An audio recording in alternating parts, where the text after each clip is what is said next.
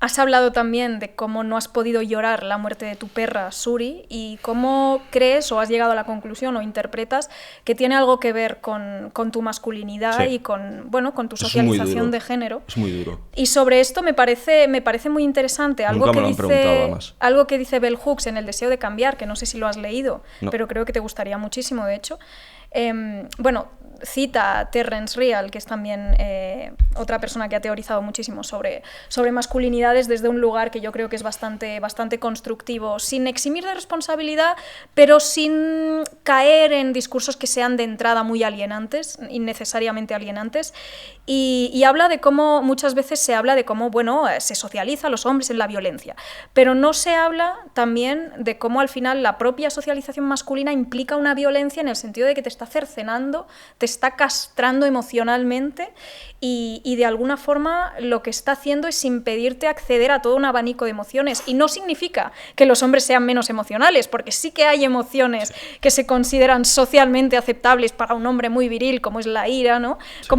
Entonces muchas veces se acaban manifestando las emociones o se acaban canalizando a través de estallidos de ira, pero como a veces hay emociones que muchas veces ni se reconocen en uno mismo, porque claro, como no te has permitido sentirlas, vivirlas, no tienes como un mapa mental de, lo que estoy sintiendo es esto, voy a comunicarlo, sino que es como, no, yo no siento esto, yo no tengo de tal, porque soy muy hombre y eso no me pasa, ¿no? Entonces, no sé, me gustaría que, si quieres, hablaras tanto de tu relación con tu perra y lo que ha marcado, lo que ha significado para ti en este sentido, como un poco cómo entiendes tu masculinidad y cómo ha cambiado también al salir de esa burbuja. Me he quedado... Mi atención se queda un poco en bucle alrededor de lo que has dicho de castrado emocionalmente. Qué duro escuchar eso, y es que es verdad. Y, o sea, Suri ha sido el ser que yo más he querido, vamos... el siguiente ser humano, que es un familiar, no voy a decir quién, está a años luz del amor que sentí por esa perra, ¿no? Y es que no es exagerado porque fue la única que estuvo a mi lado en todo el proceso. O sea, yo a Suri la adopté en mi pico de radicalización, cuando vivía aquí, en Madrid. Y se fue pues cuando yo ya estaba, pues hace 2 años. O sea, llevaba 1 año desde que salió publicado mi libro y todo esto ya se fue totalmente de madre, todo este berenjenal con los medios y demás, ¿no? Pero ya estaba yo emocionalmente muy bien, o sea, muy, muy sólido, muy estable, ya con un autoconocimiento muy alto de mí mismo. O sea, ya el radicalismo ya se las tenía que ingeniar para autosabotearme, en fin. Y Suri, ¿cómo decirlo? Efectivamente, tú tienes razón en lo que has dicho. O sea, ya te digo, para mí es muy duro no haber podido llorar como... O sea, yo, claro, cuando veía que ya Suri... Porque fue un cáncer que se la llevó en 3 meses, o sea, duró nada.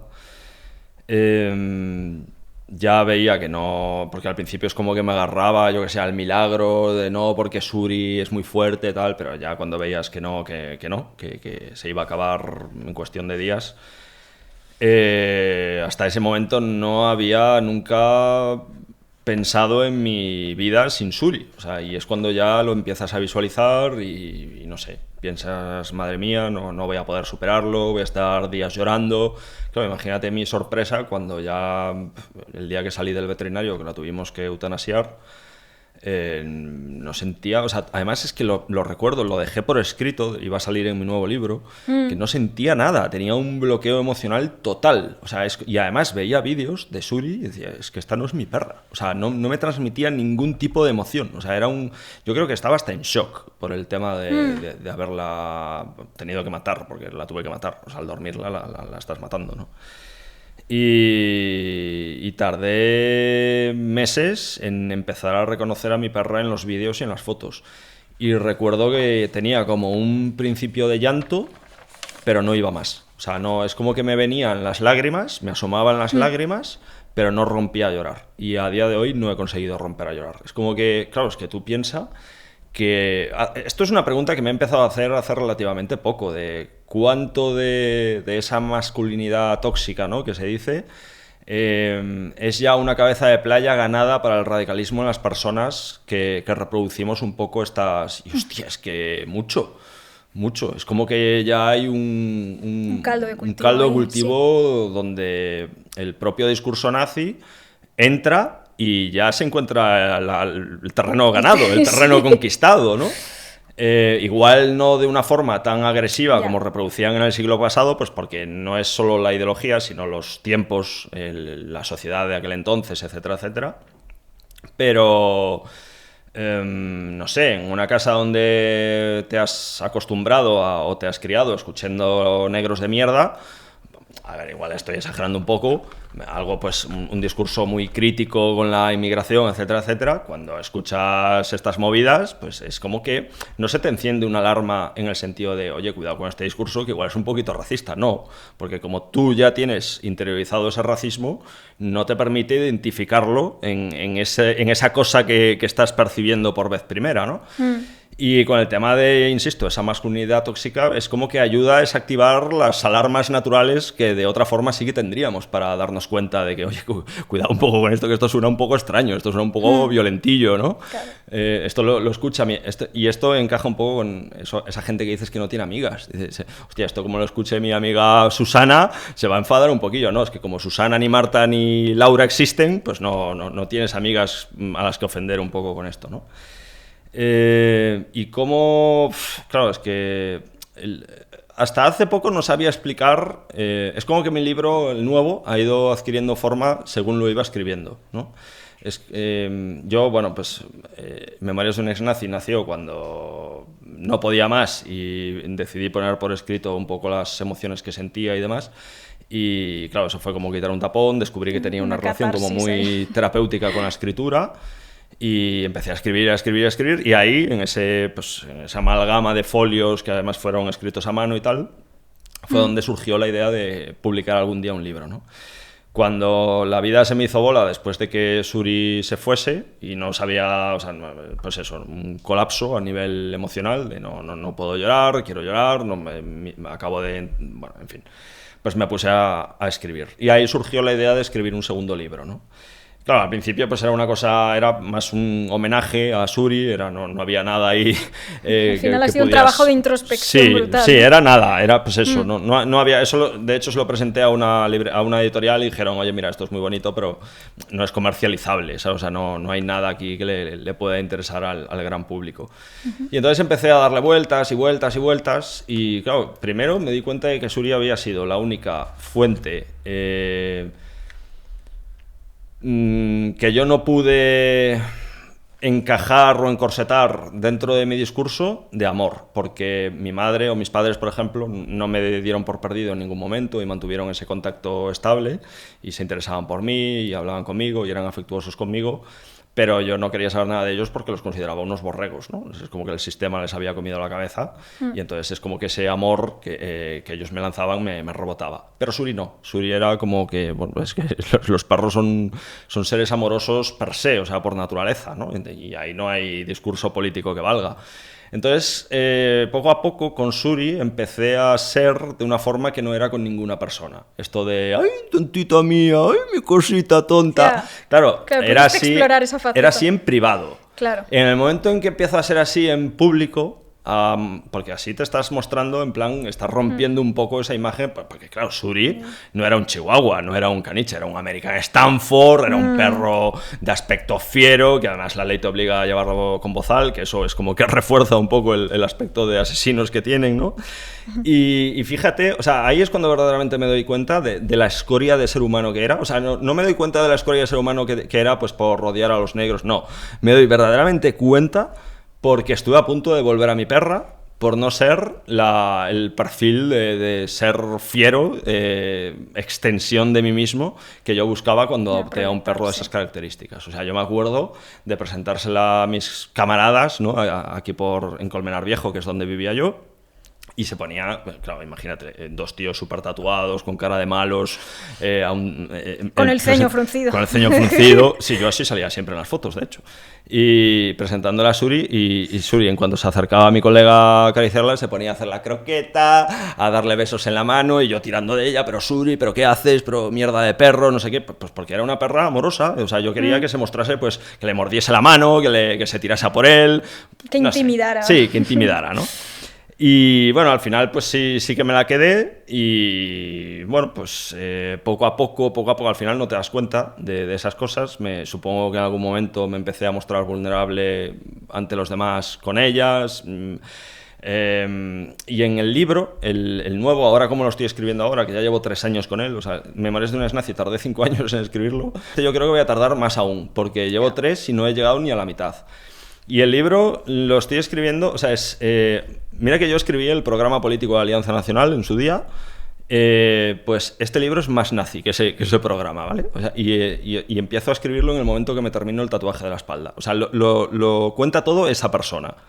O sea, no el David de ahora, sino ese David, ¿no? Entonces, el tema es que utilizo una fuente, no es Times New Roman, no es, ni Arial, es una rara que me encontré por ahí. Y bueno, pues imagínate, cada vez que me cruzo con un negro por la calle, o sea, es un libro que es un cuadro. O sea, yo tengo que buscar una editorial valiente que me lo publique porque, bueno, evidentemente, cuando te lo leas entero entiendes el percal, ¿no? Claro. Y en el momento... Se va viendo tu evolución a través eso de... es. Claro. Y el punto de inflexión, el gordo, hay muchos puntos de inflexión, pero que por sí solos no provocan un cambio visible, ¿no? Pero el punto de inflexión es con Suri. O sea, en el momento que empiezo, ¡ay, mi cosita mía, mi cariñita!, que eso sale en el libro, ahí eso lo transmito con otro tipo de fuente. Ese tipo de fuente se va extendiendo cada vez más y más y más. Hay un momento del libro que están chocando las dos, que es las dos identidades. No sé si esto es un spoiler, ¿eh? Sí, pero me da igual. Parece muy el David muy radicalizado creativo, frente al David surizado. Ahora, Sí. surizar es un concepto que utilizo. O sea, Suri me surizó. Me convirtió en una persona pues cariñosa, amable, que no tiene... Porque los perros son así. O sea, los perros muestran su cariño sin ningún tipo de filtro, se mueven al rabo que están contentos, y echan las orejas hacia atrás asustados, se fruncen el ceño es que tienen miedo, o te van a dar un bocado. O sea, no tienen filtros emocionales, son lo que ves, ¿no? Disfrutan, viven el momento, o sea, he aprendido a ser como Suri. O sea, Suri ha sido lo que más me ha enseñado, ¿no? Y entonces llega un momento que la otra tipología de letra desaparece totalmente y ya solo queda la Times New Roman, y es el proceso de desradicalización en primera persona. Ese es un poco el segundo libro, sí. Joder, qué guay. He tardado 8 horas en explicarlo, pero bueno. No, pero me ha parecido muy interesante. Tardaré en hacerlo. Es complicado de escribir, es muy difícil. Normal. Sí. Y como no me los escriben, pues es lo que hay. Ya, es lo que... es lo que tienes. Sí. Pero bueno, eso hace que sea más valioso también, saber que lo has escrito y que además tú has vivido el proceso que también el lector va a vivir de desradicalización mientras lo escribías. Sí. Eso es muy y además interesante. Tiene cosas guays, porque hay gente que me encuentro cuando soy súper loco y los odio, les insulto, y ves como al final del libro son mis súper amigos, los quiero muchísimo. O sea, ves esa transformación también en cómo percibo yo a otras personas, ¿sabes? Y cómo es gradual. O sea, lo has vendido súper bien, ¿eh? La verdad. Creo que no hay nada publicado así, o sea, es difícil porque no mucha gente sale de ese lado y se pone a divulgar sobre ello, pero bueno, sí. Creo que va a estar guay. Que también te habrás puesto una diana en la frente. No sé si nos da tiempo ahora a entrar en eso, pero... A ver, yo al principio creía que iba a durar meses, cuando tal, pero luego te das cuenta de que, a ver, que tampoco es la cosa nostra, ¿sabes? No, yo pensaba que... A ver... Es un poco como con el tema de la ansiedad, ¿no? Que grandificas un poco las cosas que te atraviesan, los problemas, te anticipas, ves movidas donde no las hay. Pero claro, la verdad es que fue un poco tirar los dados y a ver qué pasa. O sea, también es cierto, pero la gente dice, oh, qué valiente has sido, no sé qué. No es una cuestión de valentía, porque yo no tenía opciones, era o me volaba la cabeza o hacía lo que he hecho. Y eso no es ser valiente, eso es pues querer vivir, básicamente, en el sentido de autoconservación. Pero todos los riesgos que corrí fueron calculados. O sea, por ejemplo, yo si quisiera hacer daño a los que fueron mis amigos, a esos partidos políticos, mi libro sería muy diferente. O sea, yo, por ejemplo, del chaval este que hablamos, de Alberto, yo sé cosas que le puedo joder la vida, pero durante bastante tiempo. Y no he dicho jamás nada. O sea, modifico todos. De hecho, Alberto sale en mi libro con otro nombre. Incluso las fotos pixelo hasta los tatuajes para que sea imposible reconocer, no los míos, sino la de los chavales que salen, para que sea imposible absolutamente reconocerlos. Modifico, altero algunos datos en plan como las profesiones. O sea, no es un libro que busque hacer daño. Y si ha hecho daño a alguien, que creo que no, le pido perdón, o sea, le pido disculpas porque no era el objetivo. El objetivo era explicar cómo es el proceso que vive una persona, un chaval normal de 16 años y le lleva a convertirse en alguien con quien es imposible tener una conversación pues desde otro punto de vista, desde otra forma de ver el mundo, etcétera, etcétera. Ese es el objetivo que yo tuve.